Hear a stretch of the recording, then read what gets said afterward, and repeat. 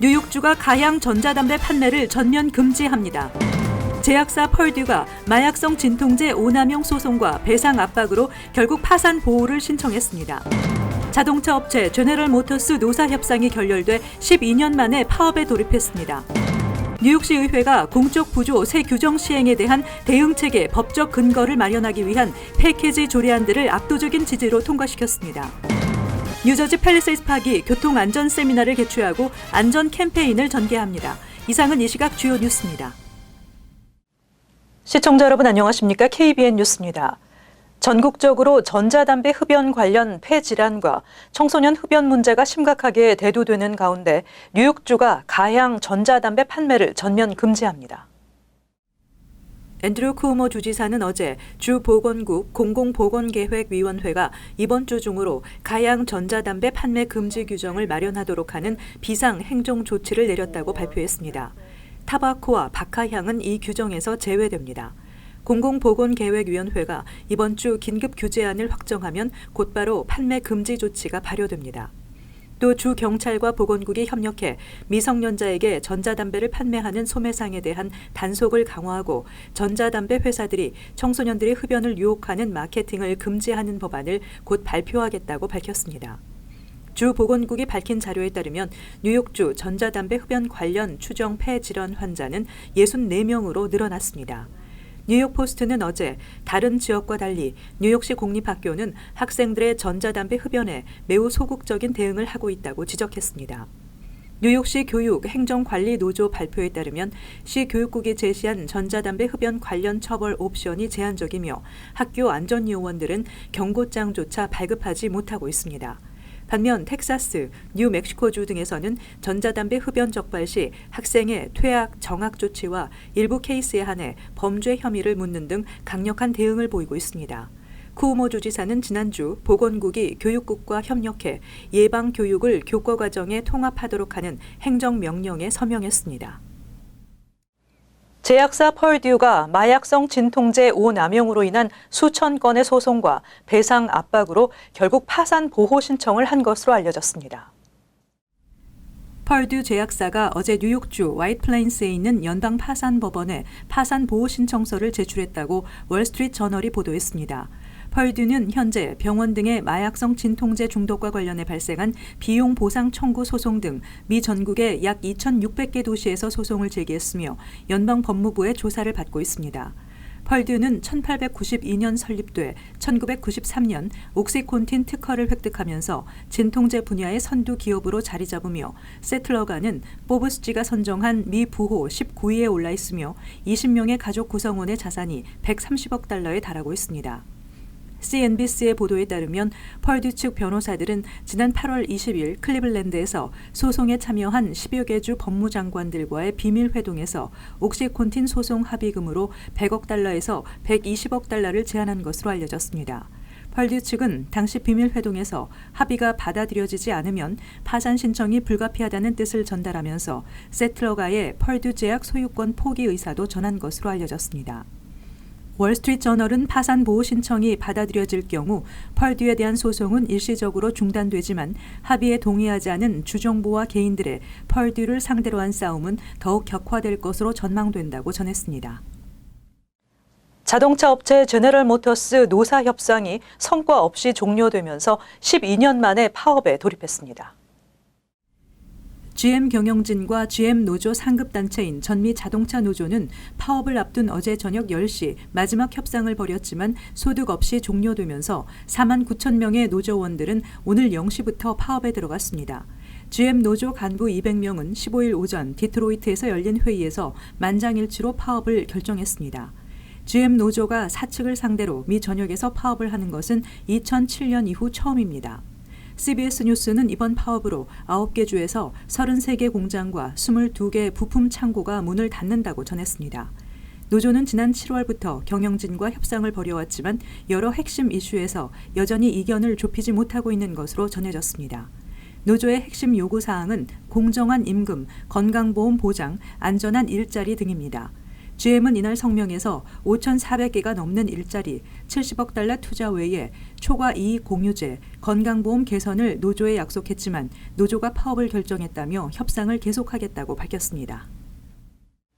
트럼프 행정부의 새 공적 부조 규정 시행에 따른 우려가 커지고 있는 가운데 뉴욕시 의회가 대응책의 법적 근거를 마련하기 위한 패키지 조례안들을 압도적인 지지로 통과시켰습니다. 공적 부조 새 규정 시행과 관련된 정보 제공과 법률 지원 등 전면전에 나섰습니다. 시의회에서 통과된 조례안은 뉴욕시장실 산하 이민서비스국이 새 공적 부조 규정의 내용을 요약한 교육용 자료를 제작한 후 시교육국이 모든 공립학교에 전달해 각 학교가 학생과 학부모들에게 의무적으로 배포하도록 하는 내용입니다. 자료에는 새 공적 부조 규정이 시행될 경우 비자나 영주권을 취득하려는 이민자 학부모와 학생들이 정부 복지 프로그램의 혜택을 받는데 어떠한 제한이 있는지를 설명합니다. 조례안을 발의한 칼리나 리베라 시의원은 자녀들의 공공복지 수혜는 영주권 취득 과정에서 무조건 불리하게만 작용되지는 않기 때문에 혜택을 계속 받을 수 있다는 사실을 잘 모르는 학부모들도 많다며 학교 무료 할인 가격 급식이나 학교 보건센터 이용 등은 새 규정의 영향을 받지 않는다고 설명했습니다. 법률 상담과 지원도 강화됩니다. 페르난도 카브레라 의원이 발의해 통과된 조례안은 시 소셜서비스국과 인적자원국이 법률서비스 기관과 계약을 맺고 새 규정과 관련해 도움이 필요한 이들에게 자료를 제공하도록 했습니다. 이와 관련해 모스토피 이민서비스국 국장은 약 200개의 언어로 안전하게 법적 도움을 제공받을 수 있는 시정부 무료 핫라인 액션 NYC 서비스가 마련되며 이를 홍보하기 위한 자료들을 만들고 있는 중이라고 전했습니다. 또 대민 서비스를 담당하는 시정부 부처 공무원들을 대상으로 새 공적 부조 규정의 내용에 대한 교육을 실시해 불필요한 혜택 중단이 발생하지 않도록 할 방침이며 시 인적 자원국이 푸드 스탬프 수령을 중단한 사람들에게 모든 시정부 후원 비상식량 지원 프로그램에 대한 정보를 우편이나 이메일로 알려주도록 하는 조례안도 통과됐습니다. 뉴저지 팰리세이드 파크이 교통안전 세미나를 개최하고 안전 캠페인을 전개합니다. 차량 운전자뿐 아니라 보행자도 해당되는데요. 9월까지 계도 기간을 거쳐 10월부터는 단속을 강화합니다. 보도에 임동규 기자입니다. 팰리세이드 파크 타운이 오늘 타운홀에서 운전자와 보행자 안전에 대한 경각심을 일깨우는 보행자 안전 캠페인 세미나를 개최했습니다. 팰리세이드 파크의 안전한 교통 문화를 공약으로 내걸었던 앤디민 시 의원은 운전자에게는 보행자 배려와 안전속도 준수를 요청하고 보행자에게는 도로 횡단 시 스마트폰 사용 금지 그리고 무단 횡단을 하지 말 것을 당부했습니다. 매년마다 여기 펠팍에서만 on the average 30명의 보행자분들이 이제 차에 치여서 다치신 게 통계로 나와요. 이제 더욱더 안전한 타운을 만들고자 그 수치를 줄이고자 싶어서 이제 저희들이 이거를 시작하게 된 거니까는 우리 운전자분들, 보행자분들 셀폰 유스 하지 말아 주시고 또한 더욱더 현명하게 항상 그 건널목에서 건너주시고. 팰리세이드 파크 경찰국은 지난 5년간 버겐 카운티 내에서 교통사고로 사망한 보행자가 86명이며 팰리세이드 파크 타운에서도 3명의 사망자가 발생했다며 세미나 이후 브로드 애비뉴, 그랜드 애비뉴 일대에서 운전자와 보행자를 대상으로 안전한 교통 문화를 위한 캠페인을 진행하겠다고 밝혔습니다. 또 무단 횡단과 보행자 우선을 지키지 않고 규정 속도를 위반하는 운전자 단속을 실시할 예정입니다. 9월 말까지는 구두 경고, 10월부터는 티켓이 발부됩니다. 단 횡단보도가 부족한 그랜드 애비뉴는 주의차가 없을 경우 횡단보도가 없는 사거리에서 도로를 건널 수 있다고 경찰국은 말했습니다. 한편 세미나 이후 타운홀에서는 타운 내 주민들의 식생활 개선과 질병 예방을 위한 헬스 뉴트리션 강의가 개최됐습니다. KBN 뉴스 임동규입니다. 글로벌 경기 하강과 미중 무역 분쟁 등으로 한국인의 해외 금융계좌 신고액은 소폭 감소했지만 5억 원 이상의 금융계좌를 보유해 세무당국에 신고한 한국인이 2배나 급증한 것으로 나타났습니다. 한국국세청은 지난 6월 마감한 해외 금융계좌에 대한 신고를 접수한 결과 개인과 법인을 합해 2,165명이 해외 금융계좌에 보유 중인 61조 5천억 원을 신고한 것으로 집계됐다고 밝혔습니다. 신고인 수는 지난해보다 68.2% 증가했으며 신고액 평균은 43억으로 나타났습니다. 해외 금융계좌 신고인이 늘어난 것은 신고 기준 금액이 10억 원에서 5억 원으로 크게 낮아져 해외 계좌에 5억에서 10억 원을 보유한 개인의 신고가 크게 늘었기 때문입니다. 개인은 1,469명이 5,638개 계좌 6조 4천억 원을 신고해 지난해보다 2배나 증가했습니다. 국가별로 개인 신고자가 가장 많이 늘어난 곳은 중국으로 지난해 53명에서 올해 165명으로 3배 이상 늘었고 미국도 2배 가까운 91.6%가 늘어난 826명이었습니다. 신고인의 해외 계좌는 예금, 적금 계좌가 31조 7천억 원으로 전체의 절반 이상을 차지했고 뒤이어 주식 계좌, 파생 상품, 채권, 보험 등 계좌 순이었습니다. 국세청은 2011년부터 올해 상반기까지 해외 금융계좌 보유 사실을 신고하지 않은 333명을 적발해 과태료 1,047억 원을 부과했다고 밝혔습니다. 뉴욕시가 뉴욕시 신분증 ID NYC에 스마트 칩 장착을 추진하고 있는 가운데 뉴욕시 의회가 이를 금지하는 조례안을 발의했습니다. 이민 단속에 악용될 수 있다는 우려가 나온 데 따른 조치입니다. 뉴욕시가 이민 신분에 관계없이 취득할 수 있는 ID NYC에 스마트 칩을 장착하겠다고 밝힌 데 따라 카를로스 멘차카 시의원은 ID NYC에 개인 신상 정보 외에 다른 정보를 추가할 수 없도록 하고 추가 정보를 전송할 수 있는 스마트 칩 등의 장착을 금지하는 내용의 조례안을 발의했습니다. 뉴욕시는 ID NYC에 스마트 칩을 설치하면 금융회사와 연동해 데비카드처럼 슈퍼마켓과 식당 등 모든 점포에서 ID NYC를 이용한 물품 구입은 물론 은행 계좌를 이용할 수 있을 것으로 기대하고 있습니다. 그러나 뉴욕시 의회는 ID NYC 소지자 대부분이 불법 체류자인 상황에서 스마트 칩을 장착할 경우 트럼프 행정부가 이를 이민 단속에 악용할 수도 있다는 우려가 있다고 밝히고 있습니다. 멘차카 시의원은 스마트 칩을 추가하려는 빌 드블라지오 시장의 계획은 위험하고 이민자들을 혼란에 빠뜨릴 수도 있다고 지적했습니다. 뉴욕 지역 근로자의 임금 인상 속도가 미 전역에서 두 번째로 빠른 것으로 나타났으며 일자리 상승률 역시 높은 것으로 조사됐습니다. CBS 뉴스가 연방정부의 고용비용지수를 인용해 미 전국 15개 지역의 근로자 임금 인상률을 분석한 바에 따르면 뉴욕과 뉴아크, 커네티컷 등 뉴욕 메트로 지역의 올해 6월 기준 임금은 지난해보다 3.9% 인상된 것으로 나타났습니다. 가장 인상률이 높은 지역은 LA와 롱비치를 포함한 남부 캘리포니아 지역으로 1년 동안의 인상률은 4.3%였습니다. 전국 평균 인상률은 3.1%였습니다. 401K와 의료보험 등 베네핏을 모두 포함할 경우 지난 1년 동안의 인상률이 가장 높은 지역은 시애틀과 타코마 등 워싱턴주 도시로 아마존과 스타벅스, 코스코 등 대기업들이 몰려 있어 베네핏의 규모가 다른 지역에 비해 크게 증가한 것으로 나타났습니다. 뉴욕 메트로 지역의 인상률은 3.0%로 전국 15개 지역 중 8위를 기록했습니다.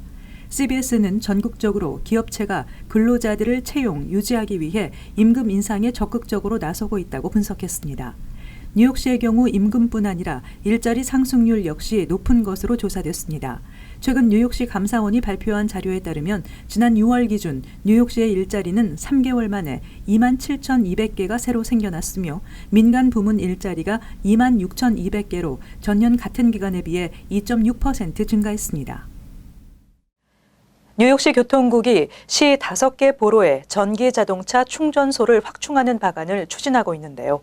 그러나 전기차 충전소 설치 지역의 주민들은 이에 대해 찬반 양론으로 맞서고 있습니다.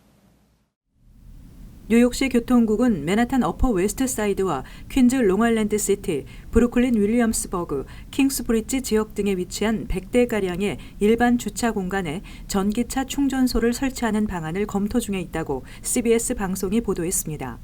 뉴욕시 교통국과 콘에디스는 조만간 전기차 충전소가 설치되는 지역 주민들을 대상으로 공청회를 개최할 예정으로 전해졌습니다. 충전 요금은 시간당 $2.50로 최대 8시간 충전이 가능하도록 할 예정입니다. 현재 뉴욕시에 등록된 전기차 수는 8,952대로 이 중 2,200대는 뉴욕시 공무용 차량입니다. 한편 전기차 충전소 설치 예정 지역 대부분이 병원이나 대학교 등 혼잡한 지역으로 주민들은 주차난이 더 심화될 것이라며 반대 목소리를 내고 있습니다. 반면 전기차 소유주들은 그동안 뉴욕시에는 전기차 충전소가 제대로 설치되지 않아 불편했던 문제가 해소될 것이라며 환영하고 있습니다.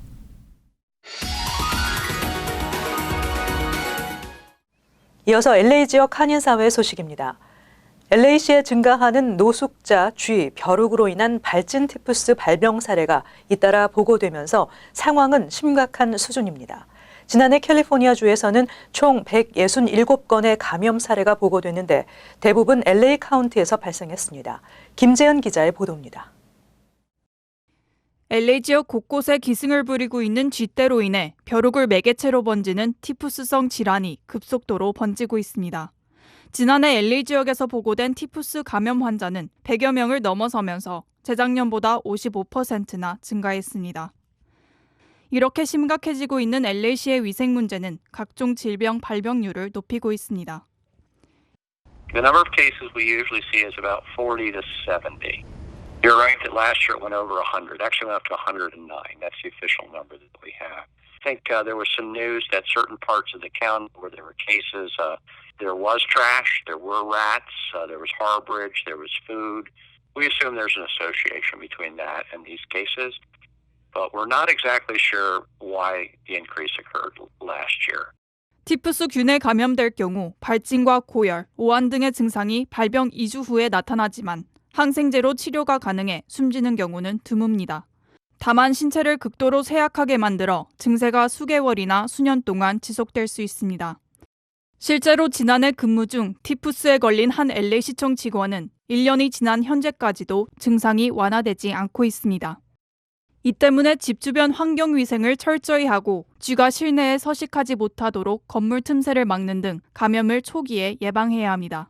Well, there's no vaccine, so the best thing is to reduce your risk by avoiding contact with fleas, removing brush in and around your house, cluttered firewood outside of your home, seal up your home where rodents, might be able to come into your house.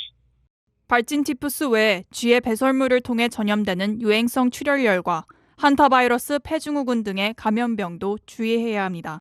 다양한 질병을 옮길 수 있는 것은 물론 쥐는 무엇보다 번식력이 왕성해 발견될 경우 즉시 전문가의 도움을 요청해 신속히 퇴치하는 것이 중요합니다. MBC 뉴스 김재은입니다. LA와 오렌지 카운티 곳곳에서 웨스트 나일 바이러스 양성 반응을 보인 모기들이 추가로 발견됐습니다.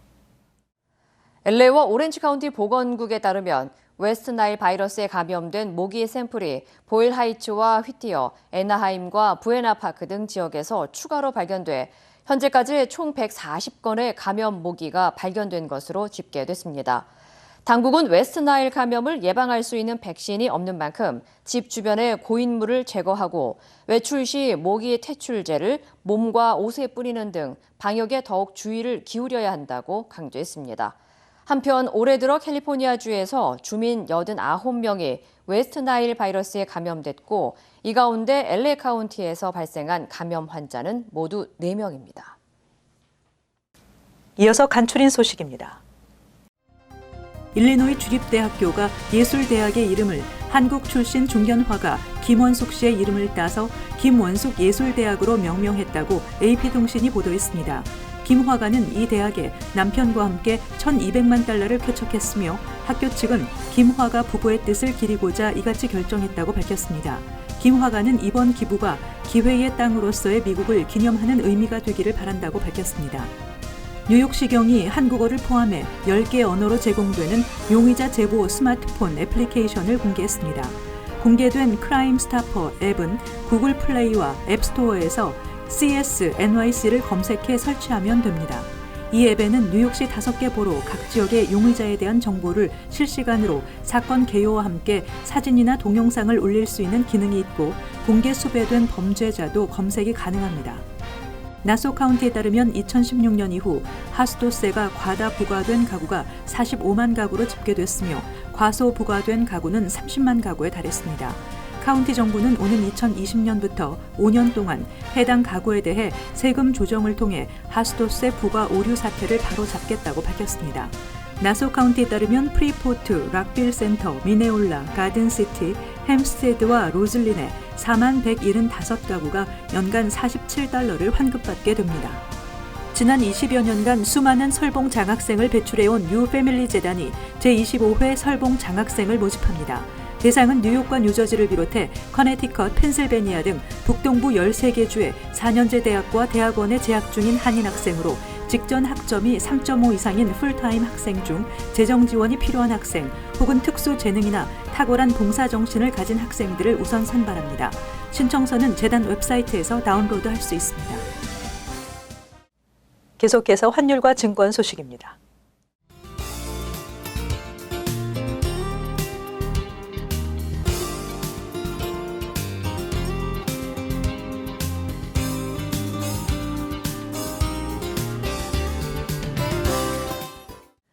끝으로 날씨 전해드립니다.